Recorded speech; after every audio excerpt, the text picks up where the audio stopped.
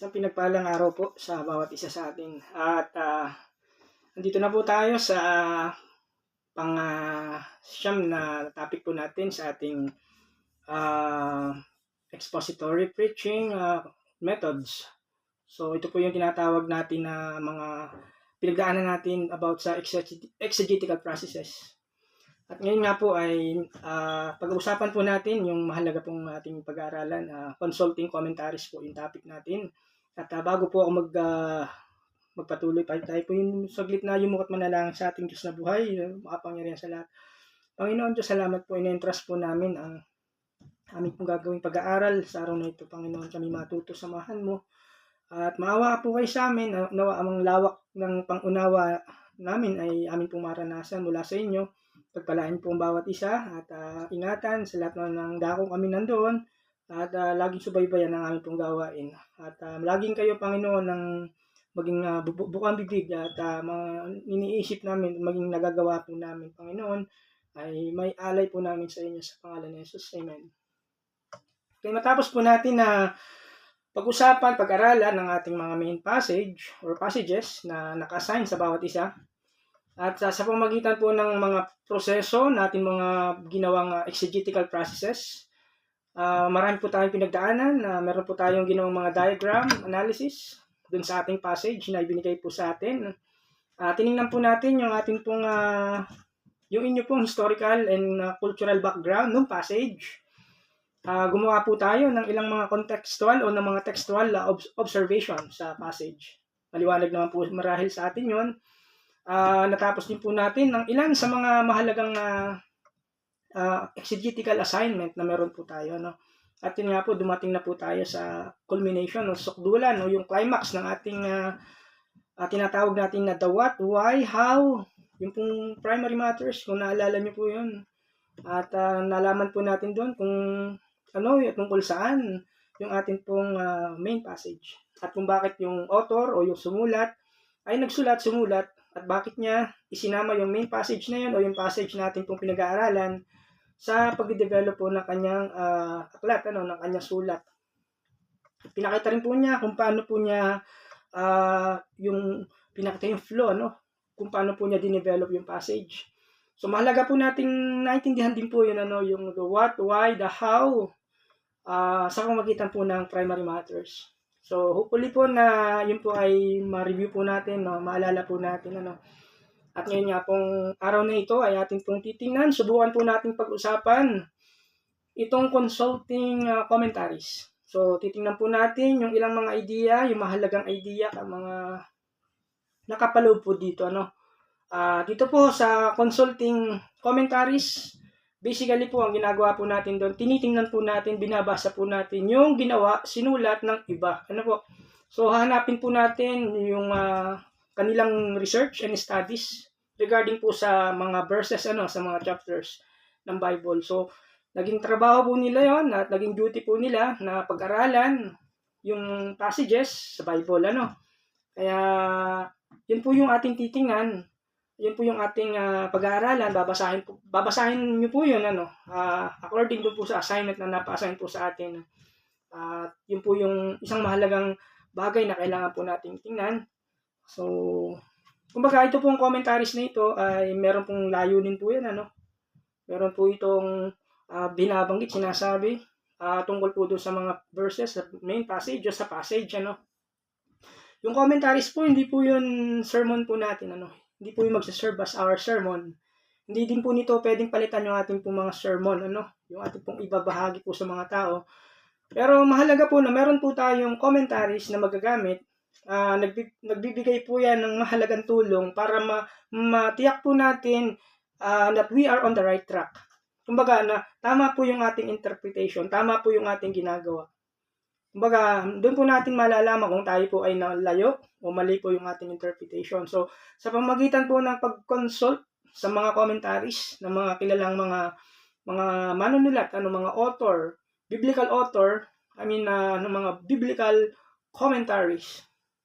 So, doon po natin pwede i-consult yung ating po mga ginagawa at kung tama yung ating mga ginagawa. So, maaari po nating sabihin na itong proseso na ito, pagdating po sa expository preaching, ay yung yung final step ng process, ng exegetical process po na sinasabi. Mula simula, then ito po yung last. And then bago po tayo dumako dun sa last topic natin, na which is what we call din nga po yung sermon, yung making sermon.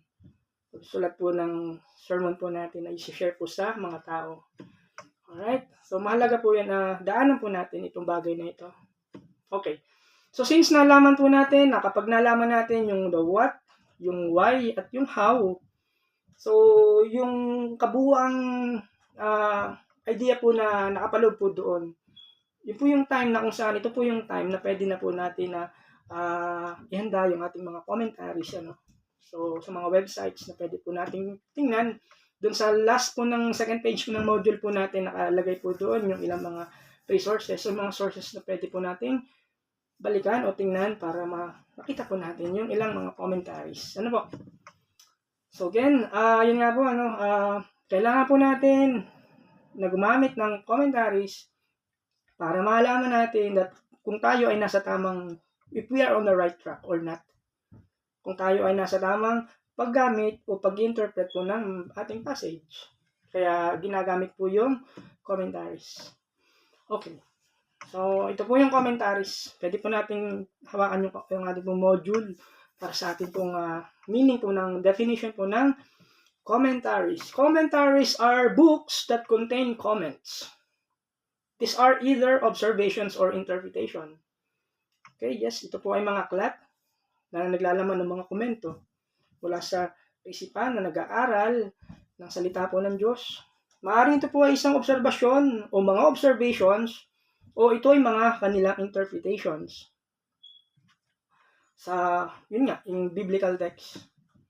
So, ito pong mga comments nila, mga komento, ay nakaayos po ito, ayon sa kanilang uri, according din sa tinatawag na text ng Bible. So, maaaring ito ay chapter by chapter or verse by verse commentaries. Alright, so pagka pinag-usapan po natin yung mga commentaries, so marami pong klase po at mga uri po, mga varieties po ang ating mga commentaries. So bilang may mga commentator na kung saan gumagawa po sila ng kanilang commentary or commentaries na kung saan ay bahagi po ng isang set. Halimbawa, meron pong tinatawag na New American Commentary. Okay, meron din tinatawag po na Word Biblical Commentary. So, yun po ay bahagi po ng isang set. Halimbawa naman ay sa Book of Matthew, Book of Mark. So, maaari po na sa bawat aklat ay meron namang iba-ibang mga authors na sumulat o ng mga sumulat with that particular set. So, meron namang mga individual volumes or single book of the Bible. Tawag naman po doon ay stand-alone commentary. So, maaaring commentary, kunwari yung sinulat na commentary sa Book of Ephesians. Pero yung pong commentary niya hindi po bahagi po ng malaking series. Kumbaga ito po ay nag-i-stand po ng mag-isa. Tawag po dito stand-alone commentary. Hindi po siya part ng one volume of a series commentary. So, marami pong klase ng commentaries. Pag ating pong tinignan. So, meron tinatawag na mga one volume commentaries. Pero, yun nga po, itong mga one volume commentaries, hindi po siya ganun kadetalyado. Pero, ang totoo, ito pong klase ng commentaries na ito ay kino-cover po niya yung whole Bible. Okay.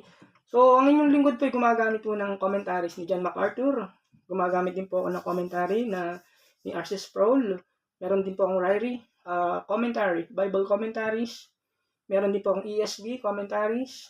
Okay, Reformation. Then we have the King James. So, meron po akong 5 commentaries or 6 na commentaries po na maaari po nating tingnan sa mga trusted source po natin, trusted person. Kaya doon po tayo nagre-rely sa mga commentaries po nila kung tama po yung ating pagbibigay ng kahulugan po dun sa ating passage. Kung minsan po pag nag-share tayo, tinitingnan po natin kung tama ba ito. Okay, so yung ginagawa natin, so kino-consult po natin yung ating pong ginagawa sa kanila po mga output commentaries.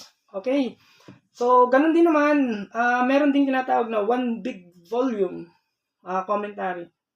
So, yung ito po hihiwalay, ano po, yung mga multi-volumes, may mari po ito ay meron pong 4 o 5 na kung saan meron po siyang isang author. So, yun po yung ilan sa mga commentaries. Ito pong klase ng commentaries na ito, yung one big volume commentary. So, malaki po yan, ano. Kumbaga, laki po ng aklat. Kapal po siya. Meron po siyang isang author. So, mari po nating tingnan yun, ano, yung ilang mga comments nila pagdating doon. Pero hindi po ito ganun kadetalye, kagaya po ng multi-volume sets na sinasabi. So, yun po yung ilan sa mga commentaries. Bawa, commentary ni Matthew, meron po siyang 500 pages o meron po siyang 1,000 pages. Okay. So, this commentary, ito pong mga commentary na ito ay, pag titingnan po natin, ay meron pong iba-iba ng types, ano, iba-iba ng anyo o kaanyuan. Pero ang totoo, although sila po yung magkakaiba ng varieties, pero napakalaking tulong po niya sa mga pastor, ano. So, kung tayo po ay talagang nagpupursige ng mga aral, malaking tulong po yung commentaries, ano. Pero again, hindi po nito pinapalitan yung ating pong sermon, ano. Pagkos ito po ay tinitingnan natin, dito po tayo nagre-refer kung tama o mali yung ating pong interpretation. Okay, so, again, ang isa pang mari po nating masabi po pagdating sa commentaries, so hindi po lahat ng commentaries, hindi lahat ng commentators ay pare-parehas. So, kailangan po nating maunawaan, maintindihan po yun, ano. So, again, pag tinignan po natin na alin yung mga basic types of commentaries, una, ay yung tinatawag po natin na full technical commentaries, ano. So, yung full technical commentaries, ito nga po, ano, napaka-detailed po nito, ano, kung ating pong malalaman makikita, meron po siyang mga technical discussions doon. Example po natin dito is yung Word Biblical Commentary.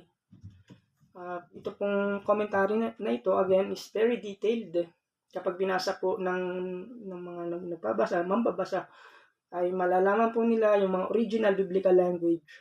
Okay? So, maaari po yung language na yan is in Hebrew. Okay? Maaari pong Aramaic or in Greek. So, yung Hebrew tsaka po yung Aramaic is yung original language po ng Bible, ng Old Testament, ano. Then, yung Greek language naman po ay para sa New Testament. Okay? So, ang importante po dito is, yun nga po, kailangan ay merong background para ng language na yon para lubos po nating maintindihan. So, malamang po, yung mga commentators po nung pagdating po sa full technical commentaries ay meron pong talagang background pagdating po sa original language na ginamit sa Bible, kagaya po ng Hebrew, Aramaic, even sa Greek. Okay? So, yun nga po ay, sabi po natin, it is what we call technical commentaries. So, ito po yung kalimitang ginagamit po ng mga Bible scholars, mga seminary students, or even mga pastor. So, ito po sila po yung mga tao na meron pong special biblical language training. Yun po yung totoo, ano, sa tayo naman po ay walang training ng pagdating sa Hebrew or sa Greek or sa Aramaic. Kaya para sa atin, even myself, ay talagang hindi, sasabihin po natin na mahirap po talaga na masundan kung ano po yung kanilang sinasabi pagdating po sa kanilang mga commentary. Okay, maaari po nating mabasa po yun, pero mahirap para sa atin maintindihan kung ano yung essence po ng kanilang sinasabi. Okay, kasi kailangan niya po ng language training para mas lubos po nating maintindihan po yung kanilang mga comments, yung mga commentaries. So, para sa ating mga non-specialist, para sa atin mahirap po talaga yun na unawain yung ganitong klase ng commentaries. But then, yung pong mga klase ng commentaries na ito, meron po silang kalimitan po sa kanila, merong sariling translation sa English mula sa biblical language, from the biblical language mismo. So, yung English, alam naman po natin, kahit pa paano nakakaunawa po tayo. Pero, ang ilan po sa kanila, yung ganung klase ng commentaries is nakasulat naman is sa German, sa German or sa English. And then they can interact dun nga sa Greek, sa Hebrew, tsaka sa Aramaic text. Kaya, yun. yung familiarization po nung language niya, talagang mabigat po yun. But then, yung mga bagay na ito, o yung mga commentaries na ito, available din naman po yan sa internet, sa website, ano. So, ito po yung tinatawag natin na full technical commentaries. So, ang isa pa pong mari po nating mabanggit, masabi po about this is, napakamahal po niyan, ano. Hindi po yan mumurahin ng mga commentaries. Kumbaga, nangangailangan po yan ng malaking pera, malaking halaga. Sa totoo lang po, pagka bumili po tayo ng commentary, ay matindi po yung pressure niyan, ano. Abot po yan ng, kunwari, kung naalala ko yung isang commentary ko is, umabot po yun ng para mga 3 to 4,000 isang piraso po ng commentary, or 5,000 or more. Okay, but then worth it naman po siya, no? Kasi natututo naman po tayo pagka ginamit po natin at binasa po natin yung mga commentaries po nila. Okay, so yun po yung commentary. Then, yung another kind of or type ng commentaries po, ano, yung tinatawag natin na or category ng commentary is semi-technical commentaries. Semi-technical. So, meron siyang mga technical details. Maaari ding meron siyang reference or from Hebrew or even Greek. Pero minsan lang, medyo less technical nga lang po siya, no? Hindi kagaya po nung nauna kanina, na talagang full detailed yung kanilang very technical po siya. Pagdating po sa mga language ng Hebrew, sa Greek, or sa Aramaic. Minsan po may mga footnotes po yan na nakalagay po sa ilalim. Okay, pwede po nating sundan yung pong flow ng sinasabi po niya. Pero again, yun pong mga talagang well-educated na mga tao lamang ang talagang siyang gumagamit po ng ganitong klase ng commentaries na sinasabi. Kasi nga po, pagdating nga po sa mga language, ano, yung pagkakasunod-sunod niya, so, unless kung ito po ay naka-translate based po dun sa particular English translation na sinasabi po natin, kagaya po ng yung NIV or yung New American Standard, yung ESV, okay din po yun. Yung Old Testament, kumari, yung mga translation po nila na sinasabi po natin is, yun nga po, nakabase po sa English naman. Nakabase po sa language, directly nakatranslate sa English. Okay, so, alright, so meron pong tayong kasunod na category po ng commentaries, yung tinatawag naman natin na pulpit commentaries. Alright, so ito naman pong pulpit commentaries is malaking bagay po yan sa mga pastors, ano, sa mga nag-share po ng Word of God, even sa mga teachers na gumagawa po ng mga sermons. So, malaking bagay kasi nag-emphasis po siya ng mga insights doon sa kanilang sinulat. At malaking bagay po yan sa pag-preach. Okay. So, itong commentary na ito, nga lang is, kailangan is maging careful po tayo, maging maingat po tayo. Kaya nga po nang nabanggit natin kanina, bawat commentator po ay magkakaiba po yan, ano? Hindi po yan parehas po ng kanilang nasa isip. So, ito pong pulpit commentaries, hindi po ganun ka-technical. Okay. Hindi po natin masasabing ganun ka-technical yung kaniyang discussion po doon. Kaya para sa atin is mas madali po siyang maunawaan. Ano po? Pwede po natin ang totoo, hindi po siya ganun ka-detail, ano, yung atin pong ma-encounter na mga information po doon. But then mahalaga rin po 'yan, ano, kasi may mga insights nga po nakapaloob po doon na mahalaga po natin, pwede po natin magamit, ano, pag nag-share din po tayo. Okay. So, for example, sa John chapter 3, verse 20, okay, paano yung binanggit niya po doon? Pag tinignan mo, so, meron po silang may comment po doon, meron po silang masasabi doon, kahit po sa mga tinatawag na verse, after verse, o sa mga chapters. So, ito po yung makikita po natin once na gumamit po tayo ng mga pulpit commentaries. Yung ilan po sa mga pulpit commentaries mahaba, yung iba naman ay maiksi, ano. Yung iba naman ay malawak. Okay, so yung pong range po ng kanyang volume ng commentaries na ito is from 1 volume to multi-volume commentaries po. Okay. So, pero yun nga po, sila po ay nakakategorize pa rin po pagdating po sa area ng pulpit commentaries.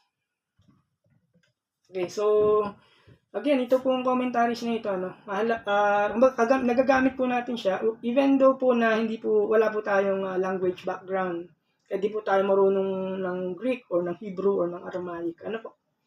So, ang importante po doon, yung tulong, yung idea, yung information, na maaari pong ibigay po, ipahatid po ng pulpit commentaries po sa ating mga nagde-develop po ng sermon. Okay? So, yung final type ng commentaries naman po is yung tinatawag natin na general commentaries. Ano? Alright? So, general commentaries.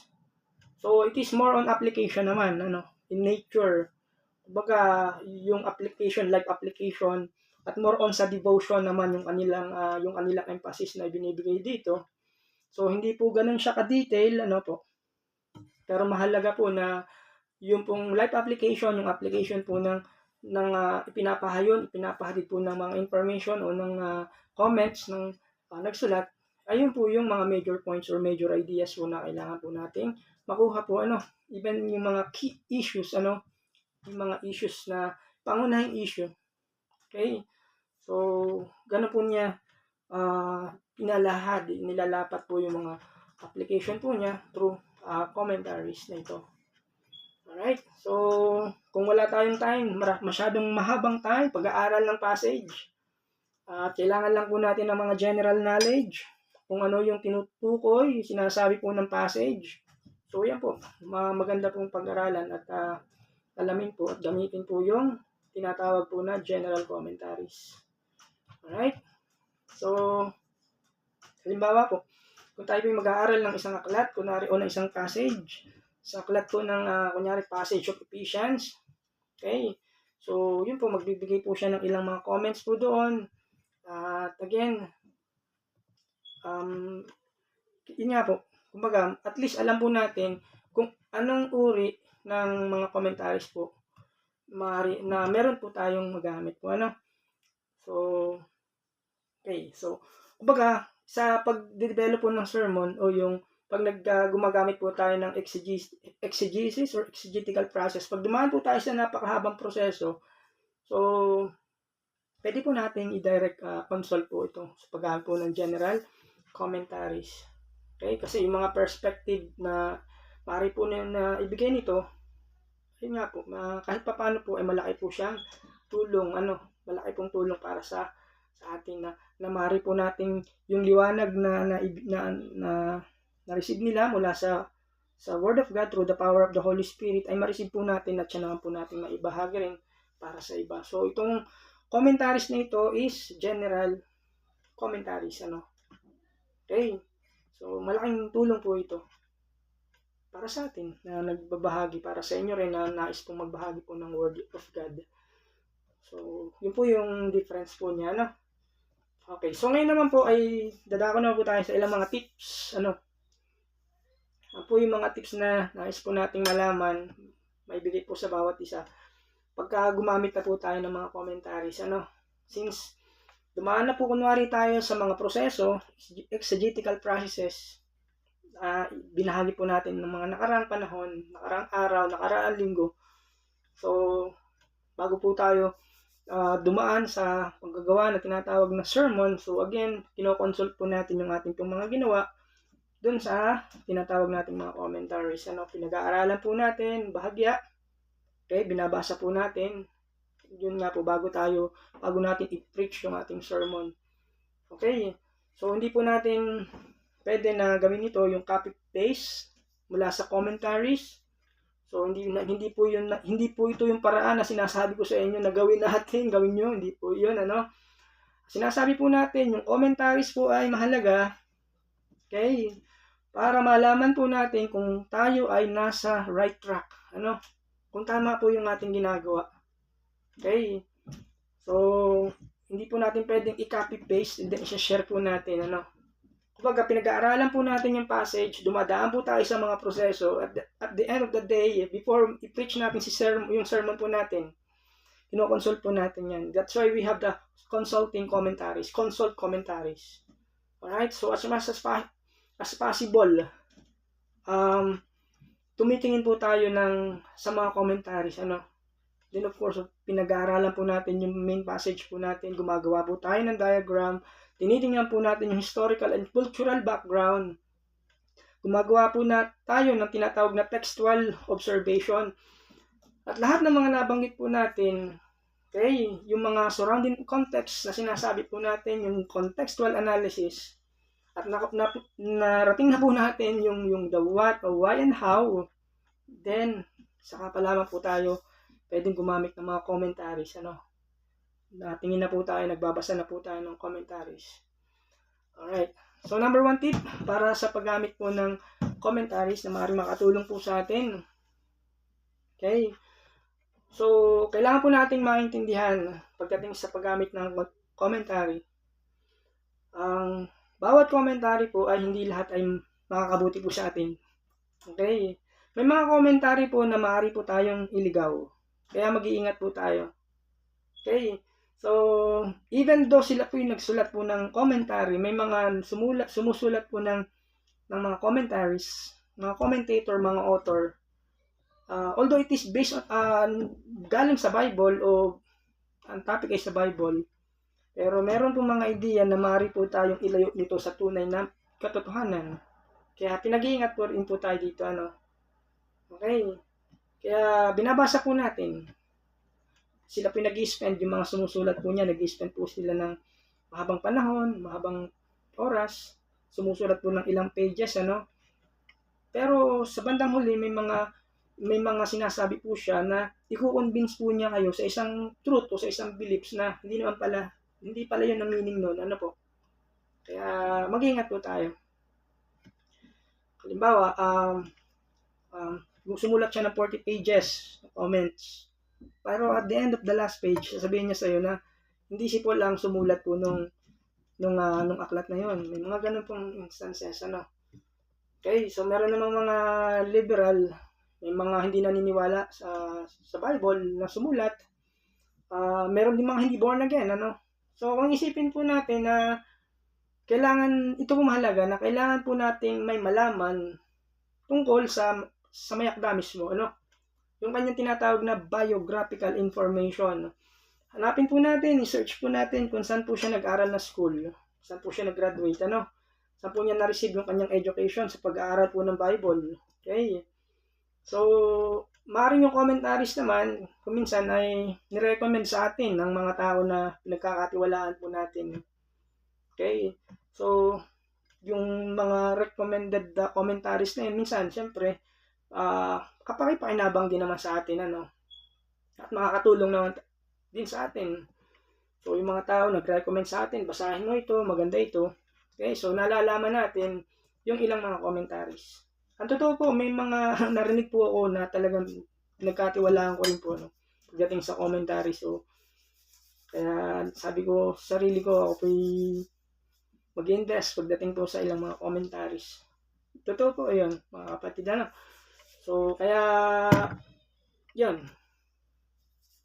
Maganda po, meron po tayong commentaries, Alright, so, kapaki-pakinabang po yan para sa atin. Malaking tulong po yan, Pero yun nga, pinag-iingat po tayo. Kasi yun nga po, hindi po lahat ng mga writer or author ay talagang totoo at talagang sakto doon sa meaning po nung passage. Yung ating gustong i-consult sa kanya, doon sa kanyang ginawa. Kaya ang ginagawa po natin, kailangan po mag-research, magsasaliksik po tayo sa sarili po natin, na naalam po natin. Hindi lang po tayo basta naniniwala na itong libro na ito ay maganda, mabuti ito. At again, yung kanilang mga commentaries ng mga authors ay ginawa na hindi naman pare-parehas. Okay? Hindi naman tulad-tulad yung mga commentators. Hindi rin sila, yung mga commentators, hindi lahat sila ay mga born again believers. So, maaaring sila bias, sa isang particular na perspective. May mga pananaw sila na sariling pananaw lang nila, then pinagpapalagay nila na ito'y tama. O minsan naman kahit sila yung mga believer, pero again, maganda na rin po na nagko-consult tayo sa mga commentaries, hindi lang sa isa, dalawa, o higit pa, Kailangan po natin i-compare po yung kanilang sinasabi. Kung ano po yung nakikita natin, nadidiscern po natin, kasi may discerning spirit naman po tayo na ito po yung tama, ito po yung tamang sinasabi niya na sumasakto rin sa sinasabi ko. Okay, so pwede po natin i-maximize po yung ganung pagkakataon, ano? Kasi may mga binabasa po tayo. Kumuha po tayo ng mga pananaw po ba ng iba, yung kanilang perspective, ano? So yun po naman yung dahilan, ano, kung bakit tayo tumitingin din sa mga commentaries. Para, yun nga, hindi para gawin nating sermon yung kanilang commentaries, kundi magamit po natin siya, ano? Ma-consult po natin, again, kung tama yung ating ginagawa. Alright? So, ganun po yung ilan sa mga tips po natin. Okay. So, again, hindi lang po tayo tumitingin sa isang commentary. Hanggat marami pong commentaries, okay, na nakapaligid po sa atin sa maring online. Kung literal na aklat po yan na commentaries, medyo mahal nga po talaga. Ano po. Kaya, again, sa mga websites, marami naman pong free na commentaries po. Ano? So, pag hindi yan free, talagang hindi po yan, talagang may kamahalan para sa atin. Talagang yung bulsa natin, talagang kailangan natin ma-open. I mean, para makabili po tayo ng mga commentaries. Pero again, may mga available naman po tayong binigay sa mga link, ano, sa websites na makakatulong po sa atin, ano. So again, itong tool na commentaries na ito, kumbaga nagbibigay linaw din po 'yan, ano. Kung paano po tayo nagbibigay ng interpretation, ito pong mga commentaries nito, naliliwanagan po lalo tayo. Okay? Kumbaga, yun nga po, ano, since na dumaan tayo sa proseso yung tinatawag po natin na yung the what, why, and how.